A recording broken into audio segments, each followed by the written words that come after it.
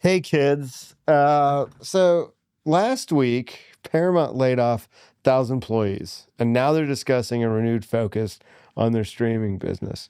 What does this mean to you, a current film and media studies major and future film and media professional? That's an interesting question. Well, what's interesting is they're not talking about improving their storytelling abilities, only about increasing revenue. To me, this highlights a deeper issue, the corporate takeover of creative industries. It seems their primary concern is pleasing shareholders, not audiences. For nearly a century, that's what truly resonated with audiences, was good stories. But now, as Bob Iger of Disney once said, the goal is to get bigger. Let that sink in for a moment. Disney feels a need to get bigger. It seems that for these legacy studios, growth takes precedent over quality. I rarely hear discussions at the mogul level about improving storytelling. Instead, it's all about expansion and profit. Corporations are driven by shareholder value. So why did the studios become corporations in the first place? Primarily, it limits liability, but also to raise capital for producing more content. But if the pursuit of capital overshadows the pursuit of compelling stories, then we're not living in a golden age of studios. We're in a gilded age, one that looks impressive on the surface, and in this case, looks impressive to stockholders, but is shallow underneath. This is where you come in. Focus on telling good stories and build them to create your own studio. Set up a limited liability corporation to do that. That's what the original moguls did. They understood business, but they also understood storytelling. Make a business that promotes storytelling, and the opportunities will find you. Well, it's the time of the podcast, the Prof C office hour, where we do our 5 questions with our special student guest. Today we have Noah. Hello, Noah. Hi. So go ahead. Let's see what you got. All right. Yeah. I'm looking forward to this. Kind of nervous because Noah's mom is a reporter, so these could be gotcha questions. I don't know. No, I'll throw you some softballs. Nice. Appreciate it. All right. For your first question, when directing, how do you know that a take is the one? For me, it's when I'm seeing as a director that I don't feel like the actor's working off of any sort of, where it just looks like pure instinct. And it's not looking like they're pulling from training, right? Mm-hmm. Like it just feels like a natural moment where they're not thinking about the dialogue. They're just reacting. Yeah. Where it just, especially the majority, most things I've directed have been things that I've written. Mm-hmm. So I'm also listening. Are they saying it the way I wrote it kind of in my head? So it's when they look like they're not performing, they're just reacting. That would be my answer to that one. So do you think that like an actor should rely more on instinct or off of like their training and what they were taught instinct first? The training is there as backup, right? If you're stuck. Yeah. It's kind of the same thing that my screenwriting professors used to say when I was doing my master's. Is like the paradigm of screenwriting is there when you get stuck. So it should be more instinct is what you're looking for. You want to see them being that, the way I always put it, and this is kind of the way I teach it here is kind of a mix of Sanford Meisner and Stella Adler. So their approach to acting was to be real in imaginary circumstances. So I'm looking for that, like, oh, you're reacting how you would react. Yeah. If someone came in here and slapped you in the face, how would you react to that, right? So, yeah, I'm looking for more instinct than anything. Yeah. Okay. For my other question. Good. What is the weirdest direction you've given an actor? Anything weird? I mean, I've dealt with some weird circumstances that I tried to direct. I did a project where there's a whole huge setup of this guy walks past a hotel room and he thinks he sees a murder. So I've got this actress basically for the majority of this film playing dead, literally. And so I had to she had to work on acting like she's dying, and so it was a whole. So that was a weird circumstance. I'm trying to think. But nothing like, I don't think there's been anything where it's been weird. It's just more or less trying to get them to react in that way that I need them to. Yeah. Like, what's like the most opposite thing you've had to tell somebody to get them to act a certain way? Oh, okay. Well, this is kind of weird. Right? Because I'm trying to get a reaction. I was trying to get a specific reaction to an actor I worked with this summer to seeing this potential love interest. But because he was married, it was kind of hard to like stoke the look I wanted on his face, which was like, I'm really, I feel a sadness or a longing or like, that's what it was.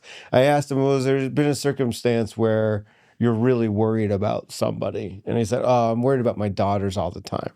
So here's this love interest, right? I'm like, go with that. Go pretend that she's your daughter, I'm like, go. So given the circumstances, that was weird, I guess. Yeah. Yeah.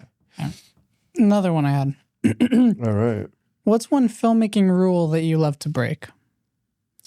One filmmaking rule I love to break.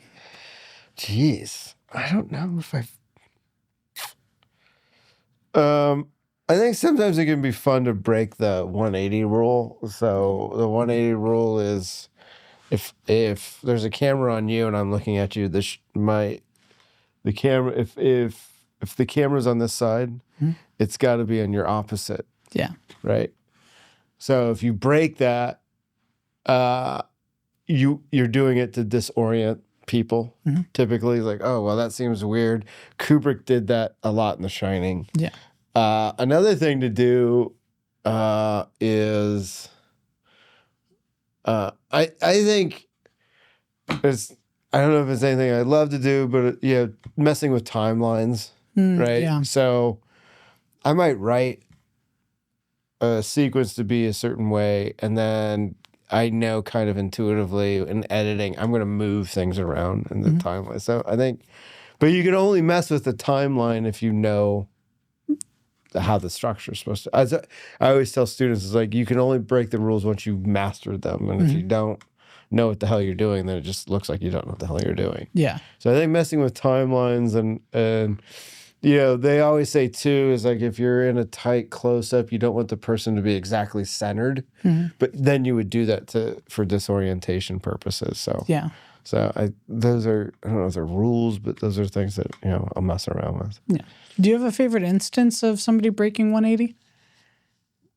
I'd say I'd say from The Shining when he's looking at the mirror. Oh yeah. And then there's continuity stuff. Too is another instance that's fun. Scorsese messes around with continuity all the time. If you look at Goodfellas and the way certain things are cut, like Maury's wig is off in one take and then it's back on the other. Yeah. But he knows it doesn't matter because it's about the rhythm of it. And so I think, and he's Scorsese. So it's like, hey, we'll give him that. So, yeah. Yeah. All right. Another one I have. Do you prefer practical or digital effects? And what is your favorite instance of whichever one's your favorite? Both. I'm definitely more of a practical effects person. A couple favorite instances of that are from a bridge on the River Kwai when they blew up the bridge. They actually blew up a bridge, and they only had one take to do it in. So they have like 3 or 4 cameras on it to get it right. Because they built an actual bridge and they blew it up. Because that's David Lean, and that's what he did. He's the same guy that did Lawrence of Arabia. And then the other one more recently would have been in The Dark Knight when they flipped the truck. Yeah. Thought that was really cool. Digital, I think, it was cool in episode 3 of Star Wars, and I typically don't like those prequels, but when Yoda was fighting, that was pretty cool. Oh, yeah. And then you know what Spielberg did with the initial, well, Terminator 2, the liquid metal Terminator was pretty like to see that for the first time was pretty kind of jaw dropping. Yeah. It's funny because I'll be teaching a class at Cal State in the spring that has to do with digital cinema. So working with that. So yeah, those are the ones that stick out. Yeah. All right. My final question. What movie do you think deserves a sequel? And which one do you think should absolutely not have one? Goonies should not have a sequel. There's been a rumor about Goonies having a sequel for, I swear, like now a decade. I beg our corporate overlords not to do it to us. One that would have a great sequel. Yeah, that's like it's a good question.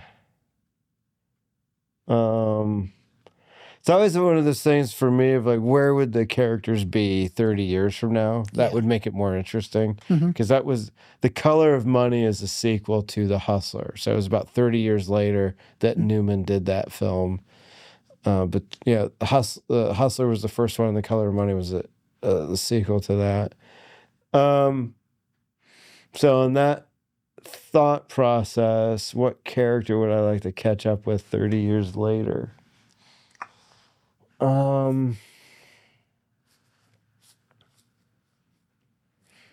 Or just kind of see where they're at a certain point. Man, you dug deep on these questions, Noah. Boy, what? You know, it'd be interesting to see. LA Confidential is one of my favorite movies, and it'd be interesting to see what happened to the character of Russell Crowe's character in that, the one that's all shot up. Because apparently he goes off and moves out to Arizona with Lynn, the Kim Basinger. So it'd be interesting to see, you know, I could see him, does it become a PI, you know, 30, like that character in the 1970s would be interesting because that's about where, you know, you could see that character at, or even in the 80s, if he makes it to the 80s, what is that character like? So Yeah. that would be some sort of unofficial sequel to the Bud White character from LA Confidential. That would be fun. Yeah. That'd be interesting. Yeah. So that's that one. See if there's anyone else I can think of. I just definitely don't do the Goonies one. That would just be like, it's perfect. Just leave it alone. Yeah. What about you? Me? Yeah. I'll flip it around on you. What movie deserves a sequel and which one doesn't deserve a sequel? Oh, well, I know a movie that I never want to get a sequel is Ratatouille. Okay. Or even like a live action remake, because they've been doing a lot of those. Yeah, such a waste. And Ratatouille is my favorite movie ever. Yeah. And I would be devastated if they messed it up. Yeah. In like a sequel or. Yeah. On that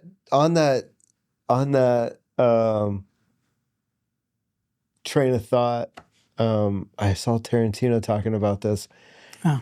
The way Toy Story ended with 3. Why would you do 4? Yeah. It was so like people have asked me, have you seen 4? And I'm like, no, I don't need to. 3 is perfect. They ended it perfectly. So yeah, I could definitely understand that with a film like Ratatouille. Why mess it up? And the thing is, 4 was a good movie. Like I watched it and I thought it wasn't a bad movie. Yeah. But just the fact that 3 was the way it was made it a significantly worse movie. Yeah, right. Because you have this perfect ending. You have this like, the kid grows up and he gives the toys of it. That's, every time I see that ending, I get kind of choked up. I'm like, that's awesome, you know? So. Yeah. And movie I think deserves a sequel.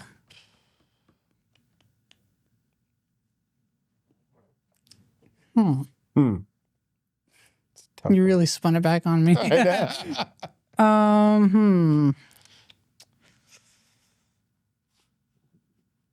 I don't think it would be a direct sequel. Yeah.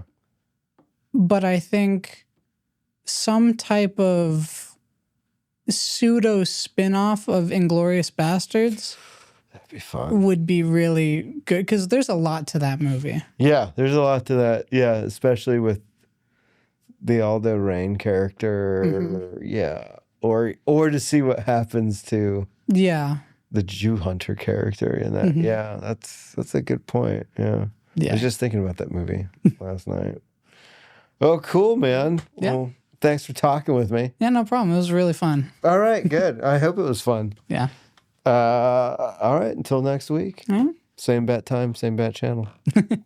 Thanks, Noah. All right, no problem. Thank you.